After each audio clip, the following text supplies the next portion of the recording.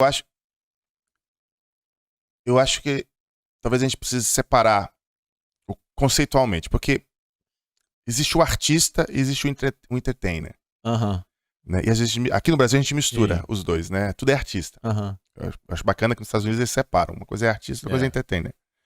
E eu acho que na música cristã a gente tem muito entertainer, Saquei. Uou. que não é ruim. Aham. Há espaço para isso, né? Há necessidade dessa prestação de consumo, né? O entertainer, aquele cara que vai fazer o que as pessoas querem ouvir, Uhum. né? Que vai oferecer o que as pessoas esperam. E existe o artista, que ele não consegue produzir algo, ele não consegue ter o que dizer e não dizer, Aham. né? E eu não falo isso como se o artista fosse superior ao entertainer, por favor. Não é Sim. petulância. É só separar as coisas. Aham. Né? Em geral, o entertainer ganha até mais dinheiro que o artista. É verdade. Mas eu acho que tem que ter essa percepção de que há uma certa diferença. E, em geral, o artista, ele... Como eu entendo a arte, né? O artista como um todo, ele é um cara... Ele não é melhor, ele não é pior, não é nada. Ele só percebe a vida de um jeito diferente. Por quê? Porque ele, por ser artista, ele tem a necessidade de converter a experiência, as relações, as ideações, as reflexões em artefatos que sintetizem aquilo de alguma maneira ou expandam aquilo de alguma maneira. Então ele faz uma música, ele escreve um poema, ele faz um filme, ele escreve um livro, ele faz um quadro, ele faz uma fotografia. São artefatos sensoriais que em alguma medida expressam algo que quer ser dito, ou que não se sabe nem o que quer ser dito. Aham. É como o espírito que é inexprimível, né? Se expressa de forma inexprimível. Então eu acho que o artista ele tem esse ímpeto, e o verdadeiro artista não consegue resistir a esse ímpeto, né? E existem os entertainers, que eles produzem o que é consumível, e tá tudo bem, é assim que tem que ser. Agora,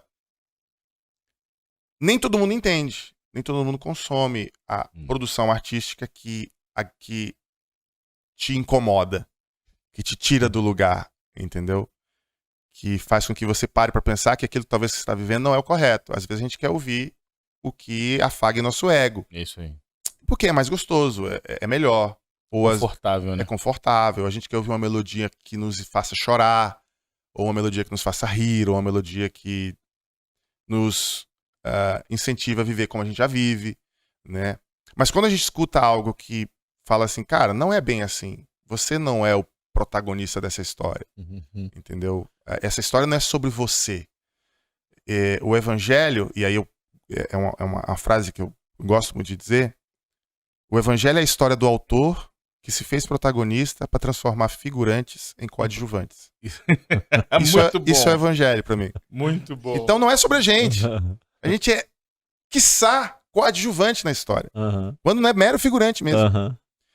Então eu acho que a gente precisa falar sobre isso. Aí a gente tem que se sentir menos importantes no rolê, né? E dar valor para essas reflexões que tiram a gente de uma posição de privilégio no meio do que a gente fala de valor. Porque, veja, isso é grave. Para mim isso é sério. A gente vive hoje numa situação onde parece que o evangelho nos traz privilégios. É isso. Né? Onde ser cristão produz certos privilégios. Privilégios sociais, privilégios econômicos, privilégios políticos. Né? A gente está numa situação onde parece que ser cristão traz privilégios, mas o evangelho é o oposto. Ser cristão não traz privilégio.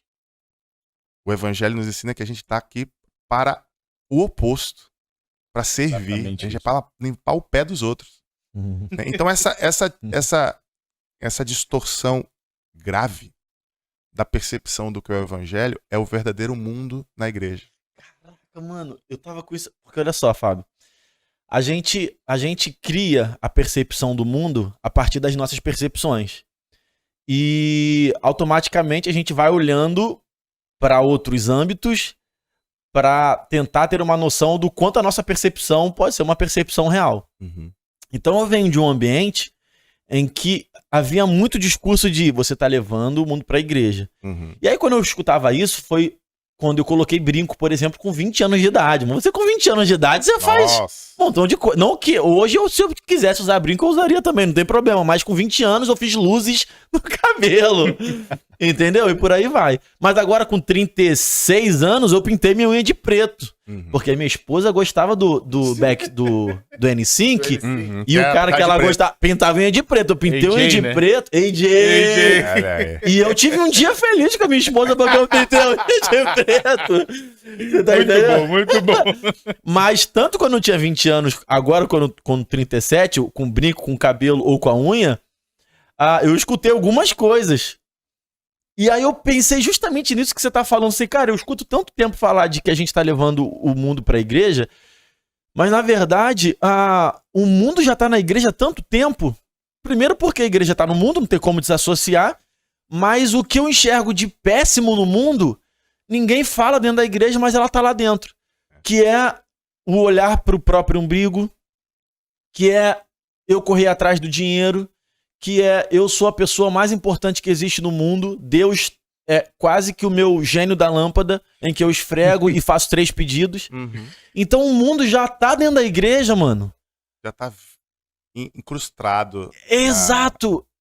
na máquina, né? E eu não sei se a galera percebe. Não, Tá vivendo no automático, né? eu tô lendo um livro do Tim Keller, que é Deuses Falsos, o nome do livro. Aham. Aconselho todos a lerem. É um livro incrível. E um dos capítulos ele fala sobre a ganância. E é interessante como ele coloca assim: é um dos pecados mais comuns e o menos percebido. Aham. Quantas vezes tu viu alguém dizer, cara, eu sou ganancioso, eu preciso lidar com esse pecado? Ninguém lida Ninguém. com esse pecado assim. O pessoal sempre diz, não, é que eu sou obstinado, eu trabalho Eu tenho mesmo, eu foco, trabalho muito, tenho porque é Deus foco. abençoando, Deus. entendeu? Mas é ganância, Aham. entendeu? O cara quer mais, quer mais, quer mais, quer mais, quer mais. E a igreja acha lindo, porque aí o dízimo fica maior, entendeu? Então, E associam que ele é uma bênção por conta. por conta Quase ele tem disso, grana. aí Bênção. ganha os melhores assentos, Exato. entendeu? Ganha destaque nas falas, Aham. entendeu? Então, é sério isso, cara. Isso é muito sério. É Isso é sério. muito grave. Pra onde a gente tá caminhando, né? Pra onde a gente caminha como igreja? A gente tá vivendo um momento que a igreja tá numa situação de escrutínio muito, muito significativo no país e no mundo. E eu acho que esse escrutínio em alguma medida, é o tal do fogo para separar o trigo do joio, sabe? Então, é grave. Eu acho isso grave. A gente tem que abrir os olhos para isso. Nas nossas comunidades, na forma como a gente se relaciona em comunidade, na forma como a gente enxerga as pessoas da nossa comunidade. Né? Quem são as pessoas da nossa comunidade? É isso. Olha pro lado. Você só vê iguais? Uou. Você só vê estereótipos parecidos com o seu? Exatamente.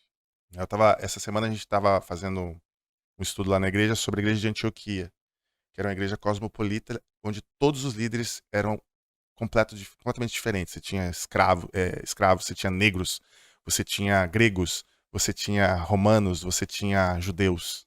Todos eram líderes da mesma igreja. E o evangelho se espalhou pelo mundo muito mais pela igreja de Antioquia do que a igreja de Jerusalém, porque era uma igreja diversa. Uhum. Então a gente tem que parar para pensar um pouco nisso. As nossas igrejas estão virando hermeticamente clubes de iguais, ou elas se forçam obstinadamente e incomodadamente para serem uma congregação de diferentes.